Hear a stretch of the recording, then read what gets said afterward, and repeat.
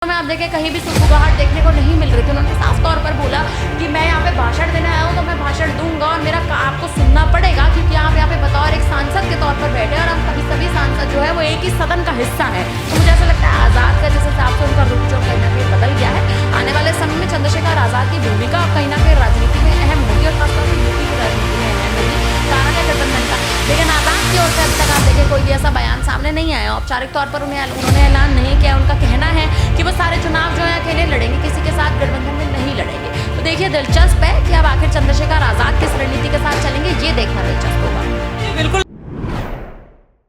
नमस्कार, मैं हूं माही सिंह और आप देख रहे हैं नेक्स्ट 9 न्यूज। आज आपका बहुत बहुत स्वागत है हमारे खास प्रोग्राम देश की हकीकत पे। आज बात करने वाले हैं यूपी की सियासत की, लेकिन खास तौर पर एक शख्स की जो इस दिनों कहीं ना कहीं फेमस होता हुआ नजर आ रहा है। जी हां, हम बात कर रहे हैं चंद्रशेखर आजाद की।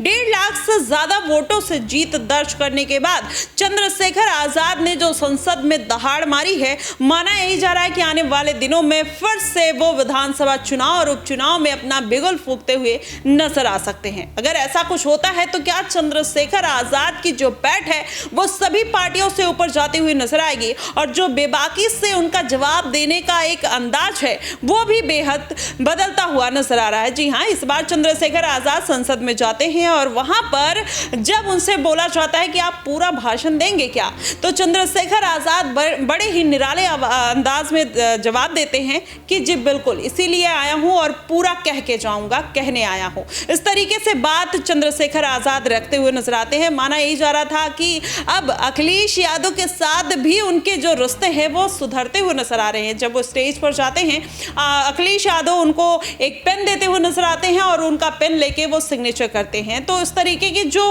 बातें निकल कर आई, जो वीडियो सामने आए, उसमें यही बात निकल कर सामने आ रही है कि हो सकता है आने वाले दिनों में अखिलेश यादव के साथ चंद्रशेखर आजाद के जो रुख है वो फिर से नरम पड़ सकते हैं। लेकिन उसके साथ ही एक बात और कि आज चंद्रशेखर आजाद ने एक भावुक पोस्ट किया है जिसमें उन्होंने कहा है कि आज ही के दिन उनके ऊपर हमला हुआ था और उसके लिए वो कहते हैं कि मेरे ऊपर कितने भी हमले करा लो, लेकिन जो मुझे बोलना है, जो मुझे जनता के लिए, दलित समाज के लिए काम करना है, वो मैं करता रहूंगा। चंद्रशेखर आजाद की यही जिंदा दिली कहीं ना कहीं अब बड़ी बड़ी पार्टियों में उनकी एक जगह बनाती हुई नजर आ रही है। ऐसे में अब चंद्रशेखर आजाद का आने वाले दिनों में क्या रुख रहने वाला है? आकाश आनंद भी मैदान में है, किस तरीके से अब उनको मात देते हुए नजर आएंगे? क्या मायावती की पार्टी को पीछे छोड़ते हुए नजर आ रहे हैं चंद्रशेखर आजाद? तमाम सवाल हैं। आज इन्हीं सवालों पर चर्चा करेंगे। हमारे साथ आश्रुति मौजूद है। आश्रुति, आपका बहुत बहुत स्वागत है। आश्रुति, क्या लगता है कि चंद्रशेखर आजाद का जो अनोखा एक अंदाज निकल कर सामने आया है, जो एक उनकी पर्सनैलिटी में चेंजेस आए हैं जब से वो संसद भवन पहुंचे हैं, क्या कुछ कहना चाहेंगे उस पर? देखिए, मुझे ऐसा लगता है आज़ाद जिस हिसाब से एक नेता के तौर पर बात करें, एक राजनेता के तौर पर बात करें और अब तो आप एक सांसद के तौर पर अगर हम बात करें, मुझे लगता है चंद्रशेखर आज़ाद का भी लोकसभा चुनाव से पहले जो उनका बोलबाला था वो थोड़ा कम था। कारण ये भी था क्योंकि कहीं ना कहीं चंद्रशेखर आज़ाद के हाथ में आप देखें वो पावर नहीं थी। चंद्रशेखर आज़ाद के हाथ में एक तरह से वो एक उतने प्रतिभाशाली भी शायद नहीं थे, लेकिन लोकसभा चुनाव में जिस हिसाब से नगीना की सीट से जीत दर्ज किए हैं, उसके बाद से आप देखें उनके बयान भी बदल गए, उनके तेवर भी बदल गया, उनका गुरूर भी बदल गया। और हमेशा से दलितों के लिए आवाज वो उठाते आ रहे थे, लेकिन दलितों के लिए आवाज कभी उनके पक्ष में जाती नहीं नजर आई थी। लेकिन इस बार दलितों का जो समीकरण आप देखें कहीं ना कहीं उनके पक्ष में गया भी है और दलित जनता ने जिस हिसाब से आप देखें, नगीना की पूरी जनता ने जिस बहुमत के साथ आजाद को कहीं ना कहीं जिताया है, मुझे ऐसा लगता है उसके बाद से उनका सदन पहुंचना, संसद पहुंच के उनका इस तरह से बेबाकी से उनका बयान देना, तमाम मुद्दे उठाना, नीट का मुद्दा उठाना, मॉब लिंचिंग का मुद्दा उठाना, एनडीए पर, बीजेपी पर तमाम तरह के आप देखें कहीं ना कहीं कटाक्ष करना। और वहीं जब आप याद करें बीजेपी के एक नेता ने, एनडीए के एक नेता ने जब उनको, सांसद ने जब उनको ये कहा कि आप यहाँ पे पूरा भाषण देंगे, तो उन्होंने साफ तौर पर देखिए खुले दिल से उन्होंने साफ तौर पर ये बयान दिया। उनके शब्दों में आप देखें कहीं भी सुगबुगाहट देखने को नहीं मिल रही थी। उन्होंने साफ तौर पर बोला कि मैं यहाँ पे भाषण देने आया हूँ तो मैं भाषण दूंगा और मेरा आपको सुनना पड़ेगा, क्योंकि आप यहाँ पे बतौर एक सांसद के तौर पर बैठे और हम सभी सांसद जो है वो एक ही सदन का हिस्सा है। तो मुझे ऐसा लगता है आजाद का जिस हिसाब से उनका रुख जो कहीं ना कहीं बदल गया है। आने वाले समय में चंद्रशेखर आजाद की भूमिका अब कहीं ना कहीं राजनीति में अहम होगी और खासतौर पर यूपी की राजनीति में अहम होगी। कारण ये भी है क्योंकि अखिलेश यादव का उनको समर्थन मिलेगा अगर आप देखें उन्हें अखिलेश का समर्थन भी मिलता है, यानी विपक्ष का समर्थन मिलता है, तो कहीं ना कहीं आने वाले समय में अखिलेश यादव के साथ भी आज़ाद के जो रुख है वो कहीं ना कहीं नर्म हो सकते हैं। गठबंधन के लिए बातचीत हो सकती है। गठबंधन के लिए बातचीत भी देखिए तभी होगी जब चंद्रशेखर आज़ाद खुद गठबंधन करना चाहेंगे, क्योंकि अखिलेश यादव तो उनके सामने प्रस्ताव रख चुके हैं गठबंधन का, लेकिन आज़ाद की ओर से अभी तक आप देखें कोई भी ऐसा बयान सामने नहीं आया। औपचारिक तौर पर उन्होंने ऐलान नहीं किया। उनका कहना है कि वो सारे चुनाव जो है अकेले लड़ेंगे, किसी के साथ गठबंधन में नहीं लड़ेंगे। तो देखिए दिलचस्प है कि अब आखिर चंद्रशेखर आज़ाद किस रणनीति के साथ चलेंगे, ये देखना दिलचस्प होगा।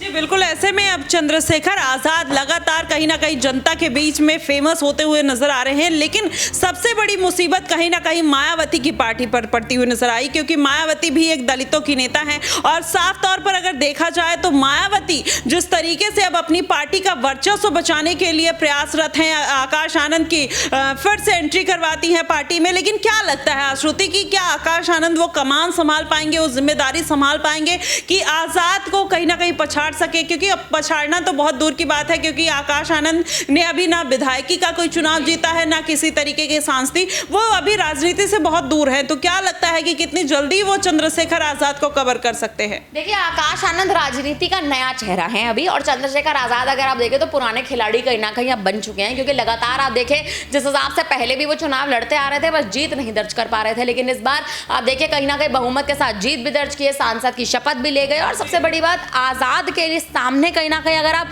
आकाश आनंद को रखें तो मुझे ऐसा लगता है कांटे की टक्कर नहीं होगी। कारण ये भी बनेगा क्योंकि मायावती के भतीजे हैं, राजनीति में पहली बार कदम रखे हैं, और अगर आप बुआ के चेहरे पर चुनाव लड़ेंगे, या यूं कहें कि बुआ के चेहरे पर ही कहीं ना कहीं मायावती के चेहरे पर ही अगर सीधे तौर पर कहें तो कहीं ना कहीं यूपी में भी कमान अगर संभालते नजर आएंगे, और ना केवल यूपी में पूरे देश की कमान उनके हाथ में बहुजन समाज पार्टी ने सौंप दिया, मायावती ने सौंप दिया।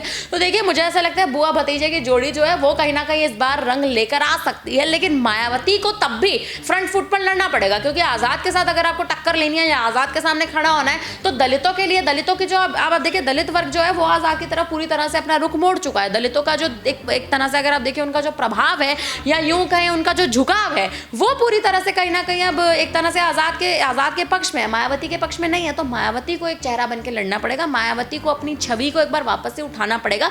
आकाश आनंद के चेहरे पर अब लंबे समय तक कहीं ना कहीं आप देखें तो आकाश आनंद के चेहरे पर अब लंबा विश्वास नहीं कर पाएंगे। जी बिल्कुल, ऐसे में लेकिन आश्रुति अगर देखा जाए तो कहीं ना कहीं अगर माहौल जो बनता हुआ दिखाई दे रहा है वो आजाद के फेवर में जाता हुआ दिखाई दे रहा है। वहीं अखिलेश यादव भी घात लगा के बैठे होंगे कि आने वाले दिनों में आजाद का फायदा उठा लिया जाए। क्या आपको लगता है कि मायावती के साथ आने वाले दिनों में गठबंधन करेंगे, अखिलेश यादव की वापसी फिर से कर सकते हैं आजाद? देखिए मुझे लगता है अखिलेश की वापसी मायावती के साथ नहीं आजाद के साथ हो सकती है। अखिलेश घात लगाकर बैठे हैं कि गठबंधन करें, लेकिन गठबंधन के लिए आप देखिए मायावती के साथ गठबंधन करना मुझे लगता है बहुत मुश्किल है, और मौजूदा स्थिति में मुश्किल है। हालांकि मायावती चाहती हैं कि वो गठबंधन कर लें, लेकिन इंडिया ब्लॉक में फिर मायावती को शामिल होना पड़ेगा, और इंडिया ब्लॉक में मायावती शामिल नहीं होना चाहती विपक्ष के उन तमाम बयानों के चलते, कांग्रेस के उन तमाम बयानों के चलते। और वहीं आप देखें तमाम ऐसी पार्टियां हैं जिन पार्टियों के साथ मायावती, अगर आप देखें तो मायावती का कहीं ना कहीं 36 का आंकड़ा एक तरह से देखने को मिलता है, लेकिन अखिलेश यादव के साथ 2019 का गठबंधन अगर दोबारा दोहराया जाता है तो मुझे लगता है यूपी के 27 के विधानसभा चुनाव की बात करें, उपचुनाव को अगर आप क्या आजाद और आकाश का गठबंधन हो सकता है आने वाले दिनों में? देखिए आजाद और आकाश के गठबंधन की बात अगर आप कर रही हैं तो ये पार्टी का गठबंधन होगा, ये दो राजनेताओं का गठबंधन नहीं होगा। या तो आकाश आनंद बीएसपी छोड़ दें, बीएसपी छोड़ के आजाद के साथ कहीं ना कहीं शामिल होता है, या चंद्रशेखर आजाद मायावती के साथ बीएसपी के साथ गठबंधन पर हामी भर दें। ये दोनों ही स्थितियां आप देखें अभी के लिए तो कहीं ना कहीं एक तरह से अगर आप देखें तो ये अभी के लिए तो मुमकिन नहीं है, लेकिन 2027 के यूपी के चुनाव के लिए अगर मायावती रुख बदलेंगी, आजाद रुख बदलेंगे, तो आजाद और आकाश एक साथ एक मंच पर नजर आ सकते हैं। जी बिल्कुल, ऐसे में उपचुनाव में ये बात तो देखी जा रही कि दोनों एक साथ नहीं आ पाएंगे, लेकिन हो सकता है विधानसभा चुनाव में तब तक 3 साल बाद क्या रणनीति बनती है, उस समय राजनीतिक डिमांड क्या होती है, उसके अनुरूप हो सकता है कि कुछ फैसला लेते हुए नजर आए। लेकिन अभी जिस तरीके से मायावती का गिरता हुआ जनाधार और वही जनाधार चंद्रशेखर आजाद की तरफ शिफ्ट होता हुआ नजर आ रहा है, जाहिर तौर पर मायावती के लिए चिंता का विषय है। अब उसको किस तरीके से टैकल करते हुए नजर आएंगे, या फिर चंद्रशेखर आजाद के पैटर्न में आकाश आनंद को आना पड़ेगा, वही राजनीति करने का तरीका अपनाना पड़ेगा और जनता का दिल जीतना पड़ेगा, जनता के मर्म को जानना और समझना पड़ेगा। क्या आकाश आनंद इन सब चीजों में सक्सेस हो पाएंगे? क्या उस तरीके की वो राजनीति कर पाएंगे या लोगों के साथ जुड़ पाएंगे? आप हमें कमेंट बॉक्स में जरूर बताइएगा। फिलहाल के लिए बस इतना ही। देश और दुनिया की तमाम खबरों के लिए हमारे साथ बने रहिएगा नेक्स्ट 9 न्यूज पर।